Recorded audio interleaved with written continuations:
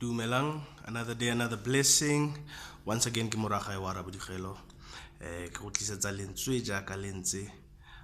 So today's morning, the conversation was centered around understanding spiritual warfare. And what I mean by that is basically understanding who the enemy is, basically understanding where your attacks are coming from and how your attacks are coming to you. Just to give you a bit of a background, obviously I always wake up with questions in my mind and I get a response, hence Lentswe jaaka lentse, and once I get that response, I take it back to the word to see if the source is the source. So yeah, back to understanding spiritual warfare. We often wake up and we have a look at how our life is going, and then or what we've lost and what's happened and all the negative that's happened to us, and we're quick to blame God. We're quick to say, you took this from me, or you never gave me this, or you allowed this to happen to me. So one way or another, we always blame God as if he is the reason something happened, because we go back to that whole he's all-knowing, omnipresent, and so forth. But today I just want to make you aware that, look, the thief is there. The thief is alive. As much as we call the devil a liar, he actually does exist. And 9 times out of 10, guys, let's just be realistic.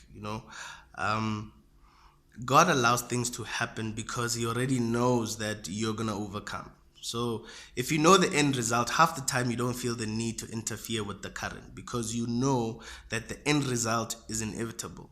So your victory to God is inevitable. Therefore, he feels like, I don't need to do this because it's already done. And that's something we need to understand. So in terms of what we lose, what we go through, in terms of what causes us pain, discomfort, or basically just takes our peace away, we need to understand the source of that. And 9 times out of 10, it's not God.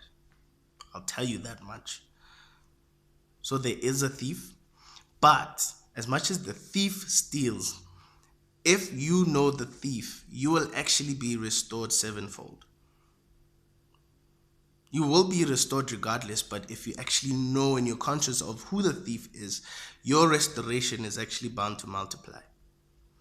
So let's just be cautious of what we do in terms of, how we project how we feel about things not happening in our lives, because that also takes away from our peace, because it creates the distance between you and your maker. It creates the distance between you and the person who's actually on your side. It creates distance between you and the entity that will actually fight for you. So in essence, you're still letting the enemy win, because now you're divided amongst your own camp. Whereas you should be actually going to God and approaching God and saying, look, the devil is actually doing this, and I'm going to be still, and I'm going to let you be God, and I'm going to let you fight for me. So let's understand what's what in our lives. Let's understand who the enemy is. Let's understand how he attacks us. Let's understand who our source of refuge is in times like that. Another day, another blessing. Thank you for watching. Thank you for subscribing. Do share these. These actually will land in the ear that they're meant to. It does happen. But thank you for your support. Thank you for your patience. Thank you for going through this journey with me. I really appreciate it. And keep watching, guys. And I do encourage you guys to start your own journeys. I do encourage you guys to start your own spiritual journeys. Start learning and developing that relationship with God. It's something else. But once again, I am humbled by the support. I am humbled by you taking the time to actually listen to what I have to say. Thanks, guys.